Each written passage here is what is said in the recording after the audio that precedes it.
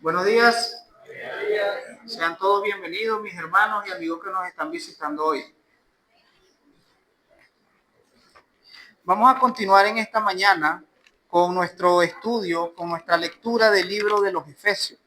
Y voy a pedirle por favor que abra su Biblia en Efesios capítulo 5.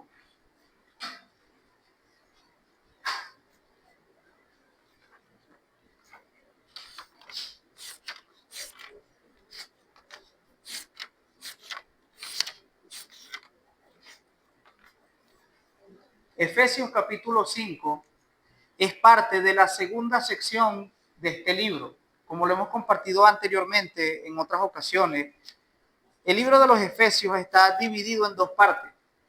La parte del capítulo 1 al capítulo 3 es la parte doctrinal, la parte de enseñanza. Y los capítulos 4, 5 y 6 son la parte práctica. Los capítulos del 4 al 6 del libro de los Efesios, usted va a aprender mandamientos claros, mandamientos directos, de lo que Dios desea que nosotros hagamos y lo que Dios desea que nosotros dejemos de hacer. Eso es lo que usted va a aprender en los capítulos 4, 5 y 6. La semana pasada estuvimos aprendiendo acerca de la última parte del capítulo 4, donde nuestro pastor nos enseña que el apóstol Pablo le dijo a la iglesia de los Efesios que debían evitar ciertas cosas que a Dios no le agradaban. Y entre esas cosas que a Dios no le agradaban estaba la ira, estaban las maledicencias y estaba una serie de cosas que tenían que ver con la conducta de ellos. La semana pasada estuvimos viendo la segunda parte de un tema que titulamos Un llamado a una nueva vida. Porque a partir del versículo 17 de este capítulo 4 de los Efesios, el apóstol Pablo hace ese llamado. El llamado a una nueva vida. Una nueva vida que solo es posible cuando creemos en Cristo Jesús y a través de la llenura del Espíritu Santo en su palabra. Solo a través de Cristo, solo a través de la llenura del Espíritu Santo, nosotros podemos vivir esa nueva vida, en la que somos llamados a dejar atrás el viejo hombre y a revestirnos del nuevo hombre, que fue lo que estuvimos hablando la semana pasada.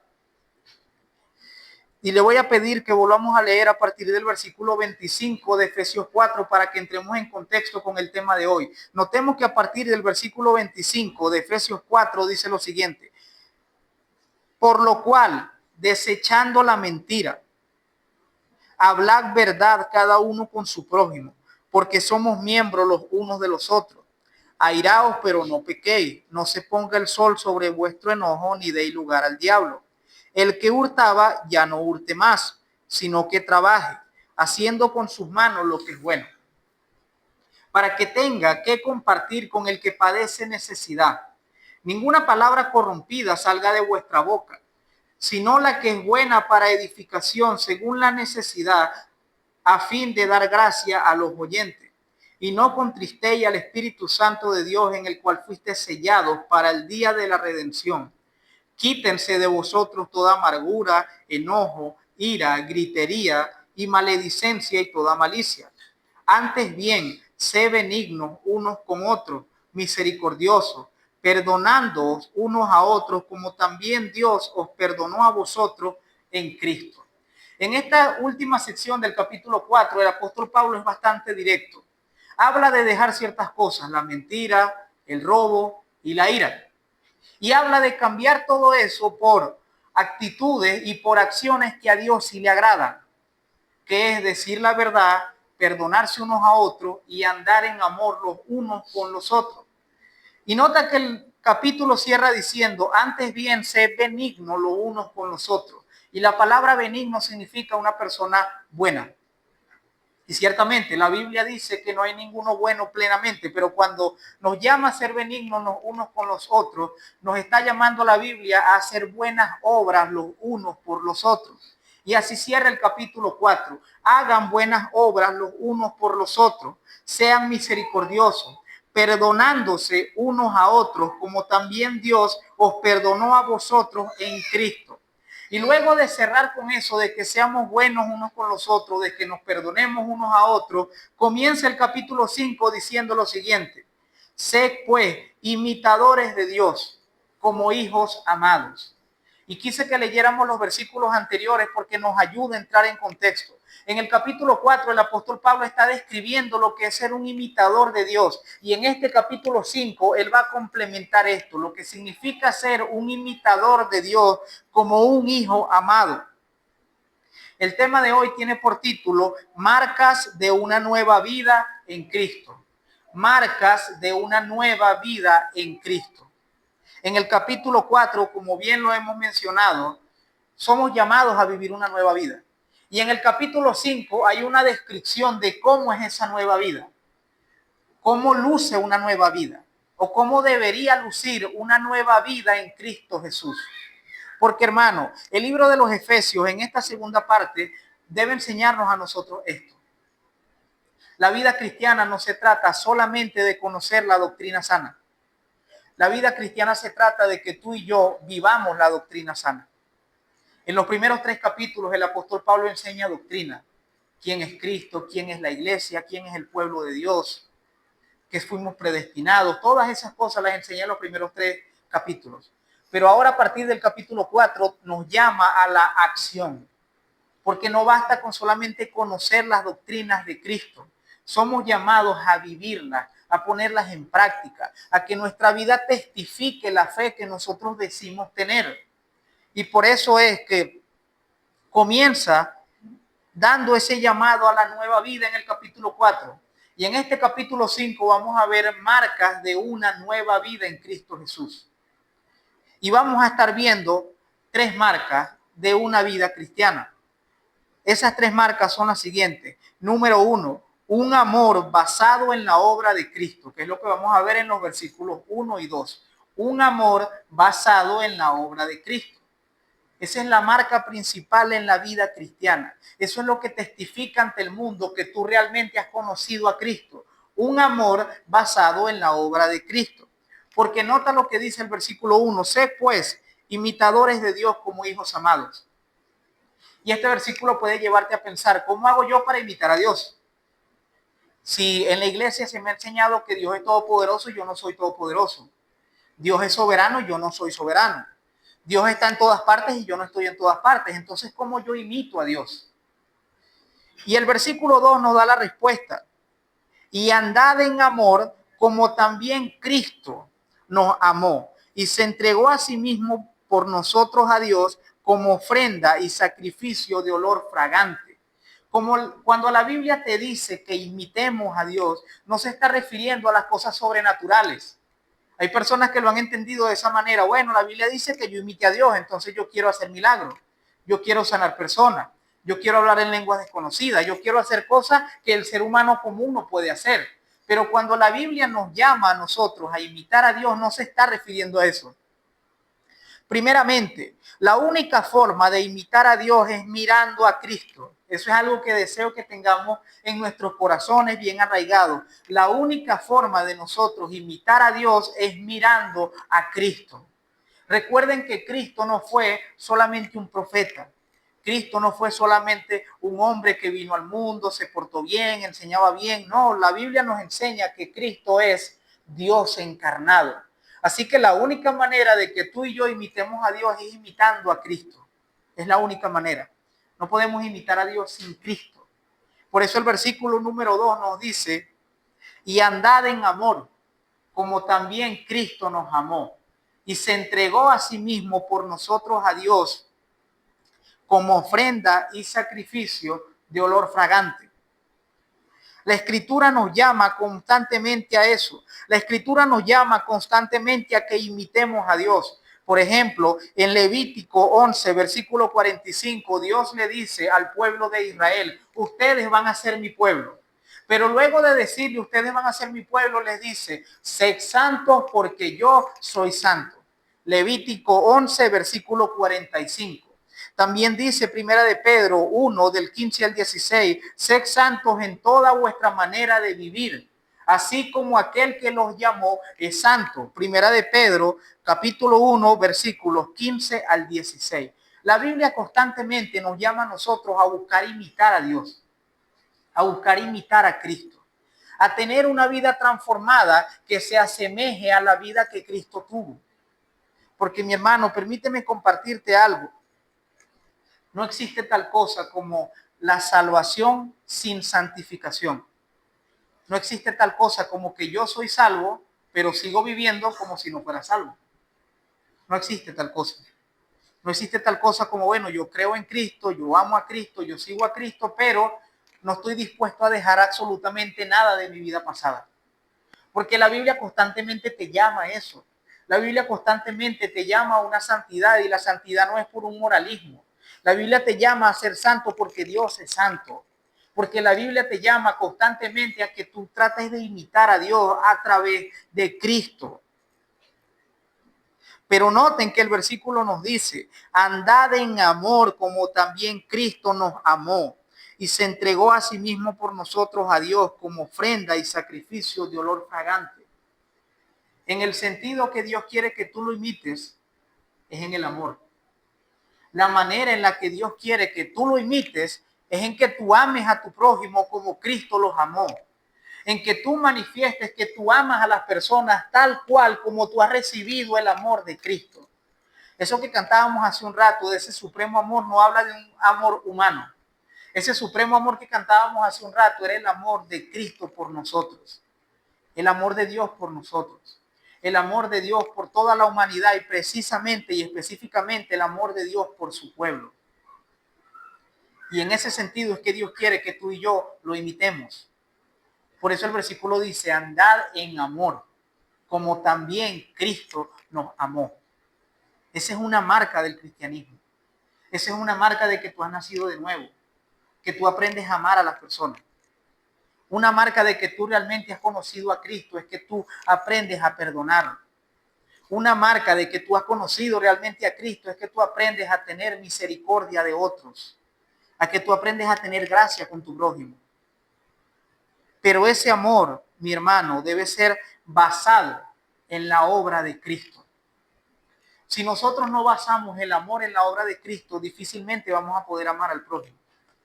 Porque aún nosotros, siendo creyentes, aún siendo cristianos, muchas veces nos cuesta amar al prójimo. Muchas veces nos cuesta bastante trabajo perdonar a mi hermano. Muchas veces nos cuesta mucho trabajo tener misericordia de otro. Muchas veces nosotros queremos ser implacables con el pecado ajeno. Por eso es que el apóstol Pablo dice, andad en amor, pero como Cristo nos amó y se entregó a sí mismo como sacrificio y ofrenda a Dios en olor fragante. Porque el apóstol Pablo sabe perfectamente que el cristiano va a lograr amar a los demás es cuando medite en la obra de Cristo, cuando él medite en la obra de lo que Dios hizo por él. Así es que nosotros aprendemos realmente a amar. Así que mi hermano, si a ti y a mí nos cuesta amar a otro, si a ti y a mí nos cuesta perdonar a los demás, tener misericordia, tener gracia, si a nosotros nos cuesta eso, yo te invito a que hagamos algo.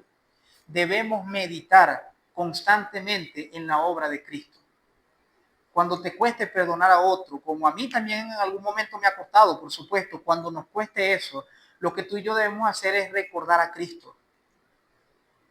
Yo debo perdonar a otro, pero porque Cristo me perdonó a mí. Yo debo amar a otro porque Cristo me amó a mí. Y Él se entregó a sí mismo. El amor de Cristo es un amor sacrificial. Y si tú lees el Nuevo Testamento, te das cuenta que el amor que somos llamados a nosotros tener por otros también es un amor sacrificial. Cristo nos ha amado y se entregó a sí mismo como una ofrenda, como un sacrificio a Dios. Y a veces nosotros como creyentes queremos cuestionar el por qué debemos amar a otro. Y a veces nosotros como creyentes condicionamos mucho el amor a otro. A veces nosotros somos de las personas que decimos, bueno, yo puedo amar a tal persona, pero si esa persona se comporta bien conmigo. Si esa persona tiene buenas acciones, pues yo muestro mi amor hacia él o hacia ella. Si esa persona hace cosas que a mí no me sacan de quicio, pues yo muestro amor hacia esa persona. Y nota que el versículo 2 te invita, te llames a mirar a Cristo. te llama es a que tú mires a Cristo. Y cuando tú miras a Cristo, el resultado de eso va a ser el amor. Va a ser el amor al prójimo. Como lo dice Primera de Juan, capítulo 4, versículos del 7 al 11. Primera de Juan, capítulo 4, es un versículo paralelo de esto que estamos leyendo, porque noten que desde el versículo 7 hasta el 11 nos dice lo siguiente: amados, amémonos unos a otros, porque el amor es de Dios. Y todo aquel que ama es nacido de Dios y conoce a Dios. Versículo 8, el que no ama no ha conocido a Dios, porque Dios es amor. Versículo 9, en esto se mostró el amor de Dios para con nosotros, en que Dios envió a su Hijo unigénito al mundo para que vivamos por medio de él. Versículo 10, en esto consiste el amor, no en que nosotros hayamos amado a Dios, sino que él nos amó a nosotros y envió a su Hijo como propiciación por nuestros pecados. Amados, si Dios nos ha amado así, también nosotros debemos amarnos unos a otros. Nota que el apóstol Juan es bastante claro y categórico con lo que dice: el que no ama no conoce a Dios, porque Dios es amor. Y luego dice: ¿por qué debes amar? Debes amar porque Dios te ha amado a ti. Lo demostró por medio de la obra de Cristo. Cristo se entregó a sí mismo por amor a nosotros. Y luego cierra esta parte del versículo diciendo: si Dios nos ha amado así, nosotros también debemos amarnos así los unos a los otros. La falta de amor es una falta de entendimiento de la gracia de Dios. La falta de amor a los hermanos y al prójimo es una falta de entendimiento de la obra de Cristo. Porque a veces nosotros como creyentes podemos caer en esto y decir: yo conozco perfectamente la obra de Cristo. Yo entiendo la expiación, la justificación, la elección, todas las doctrinas te las entiendo, todas las doctrinas cristianas te las entiendo. Pero a la hora de amar, nuestro corazón no parece de carne, sino parece de piedra. Y si nuestro corazón es de piedra para amar, no hemos entendido verdaderamente la obra de Cristo. Por más que esa información esté en nuestra cabeza. Porque el cristianismo no es tener información en la cabeza, mis hermanos. Porque como lo dice allí en Efesios 5, del 1 al 2, debemos buscar ser imitadores de Dios, como hijos amados. Y el versículo 2 dice claramente: ¿cómo vamos a imitar a Dios? Andando en amor, como Cristo nos amó a nosotros y se entregó a sí mismo como sacrificio de ofrenda, de olor fragante. Eso es lo que nos dice el versículo 2.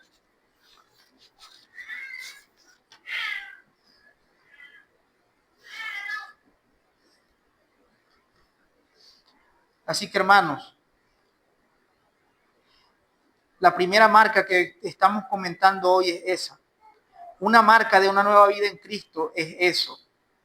Un amor basado en la obra de Cristo. Esta carta nos hace varios llamados a nosotros al autoexamen. Y no solamente esta carta, el resto de la Biblia, el resto del Nuevo Testamento nos hace constantemente el llamado al autoexamen, a cuestionarnos a nosotros mismos si verdaderamente somos cristianos. Y ahí nos da claramente una marca de alguien que genuinamente es un cristiano. Y es el amor. Y es el amor entendiendo que Cristo me amó primero. Es el amor entendiendo que Cristo se entregó por mí. Es el amor entendiendo que todas las veces que yo vengo a Cristo en arrepentimiento y le pido perdón, Él me perdona. Y eso es lo que me ayuda a mí luego a perdonar a los demás. Eso es lo que luego me ayuda a mí a tener misericordia con los demás, la misericordia que Dios tiene conmigo. Porque a veces, mis hermanos, como lo hemos compartido muchas veces en otras predicaciones, a veces nos cuesta perdonar a otro porque decimos: es que me ha fallado muchas veces. Es que lo perdono y sigue. Le doy la mano, lo abrazo y sigue otra vez en lo mismo. Pero te pregunto, hermano, ¿cuántas veces tú y yo le hemos pedido perdón a Dios por un pecado y lo volvemos a cometer? ¿Cuántas veces tú y yo le hemos dicho a Dios: Señor, esta vez sí voy a cambiar? Esta vez sí te voy a hacer caso. Voy a ir a la iglesia todos los domingos. Voy a ir al grupo.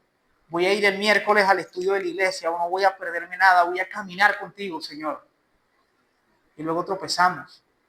Y cuando tropezamos, la misericordia de Dios está para nosotros.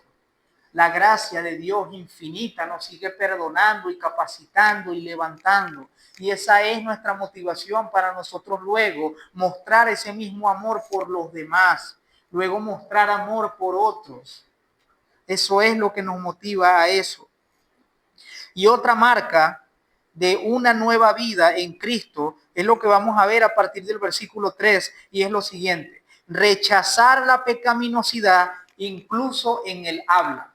Repito para los que están anotando: rechazar la pecaminosidad incluso en el habla, en la forma de hablar. Número 1, primera marca, un amor basado en la obra de Cristo.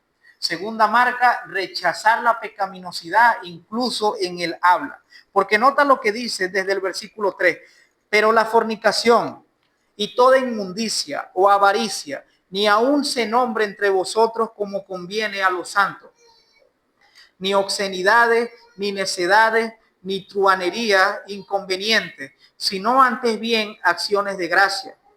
Porque tened bien entendido que ningún fornicario, inmundo, avaro, que es idólatra, tiene herencia en el reino de Cristo y de Dios. Pero nota bien lo que dicen los versículos 3 y 4. La fornicación, inmundicia, avaricia, ni aun se nombre entre vosotros, como conviene a los santos. Mis hermanos, usted y yo como creyentes, usted y yo debemos tratar de cuidarnos incluso en la manera en la que nosotros hablamos. Y quiero hacer mucho énfasis en esto del habla, porque hoy en día hay un mal entendimiento de la gracia de Dios. Y ese mal entendimiento de la gracia de Dios nos ha hecho a nosotros como creyentes vivir la vida con ligereza. Que no importa cómo viva, no importa cómo hable, porque la gracia de Dios me ha rescatado. Y como lo estoy explicando, ese es un entendimiento equivocado de lo que es la gracia de Dios. Porque nota ahí que el versículo dice: ni toda fornicación, inmundicia o avaricia, que es idolatría, ni siquiera se nombre entre vosotros, como conviene a los santos. Y hago énfasis en esto de que ni siquiera se nombre, porque nosotros a veces como creyentes vivimos una vida cristiana tan ligera, una vida cristiana tan light, como algunos dicen, que para nosotros decir malas palabras se ha convertido en algo normal entre los cristianos. Un juego en doble sentido se ha convertido en algo normal entre los creyentes. Y nos escudamos diciendo: bueno, pero es que estoy echando broma. Bueno, pero es que es un juego. No te lo tomes tan en serio. Tú si eres religioso, lo que estamos haciendo es jugándonos. Y eso es contrario a lo que dice la palabra de Dios. Ahí la Biblia está diciendo claramente: fornicación, inmundicia, avaricia, ni se nombren. ¿Y por qué no deben nombrarse? Porque en Mateo 12, del 34 al 37, Cristo dijo: ¿cómo van a hablar cosas buenas siendo malos? Si de la abundancia del corazón habla la boca. Mateo 12, 34 al 37. Nosotros debemos cuidar nuestra manera de hablar, es porque la manera en que nosotros hablamos es lo que denota, es lo que demuestra lo que hay en nuestros corazones. Si nosotros vemos como normal un juego hablando cosas sexuales, cosas impuras, cosas inmundas, es porque quizás todavía queda de eso en nuestro corazón. Todavía quedan de esas cosas en nuestra mente, en nuestro corazón, y por eso eso es lo que hablamos. Y por eso la Biblia nos dice: la fornicación, la inmundicia, la avaricia ni siquiera se nombre entre vosotros, como conviene a los santos. Debemos cuidar nuestra manera de hablar. Mi hermano, si usted y yo somos cristianos, si usted y yo amamos a Cristo, si usted y yo queremos mostrarle a Cristo al mundo que nos rodea, nosotros debemos dar testimonio también como hablamos. Debemos dejar de pensar que decir malas palabras es normal. Debemos dejar de pensar que hablar en doble sentido es normal para nosotros. Porque nosotros nos encontramos afuera en un mundo secular donde eso es normal. Y a veces usted y yo, en vez de ser la sal y la luz, a veces usted y yo lo que hacemos es acoplarnos. Si estoy en un lugar donde están hablando de cosas que a Dios no le agradan, yo las comparto, las hablo, me río, no las denuncio. A veces nos convertimos en eso y eso no es correcto. La pecaminosidad nosotros debemos rechazarla a tal punto que debemos rechazarla incluso en nuestra manera de hablar. Que un creyente no diga grosería no quiere decir que era un religioso. Que un creyente no se juegue con, no diga dobles sentidos y cosas vulgares, no quiere decir que sea un religioso, que sea un fanático. Quiere decir que es alguien que se está llenando de la palabra de Dios, de las cosas de Dios, y eso es lo que habla. Cristo dijo, de la abundancia del corazón habla la boca. De lo que tenemos en nuestro corazón, eso hablamos. Por eso yo le invito a usted y yo, hermano, a que evitemos la pecaminosidad incluso en lo que hablamos. No es normal decir malas palabras, no es normal. No es normal decir vulgaridades. No es normal los dobles sentidos con cosas sexuales, no son normales, porque somos hijos de Dios. Y eso para nosotros no debería mencionarse, ni en juego debería mencionarse, porque se supone que nosotros debemos rechazar eso. Debemos rechazar eso. Como lo dice también Proverbios capítulo 15, versículo 2.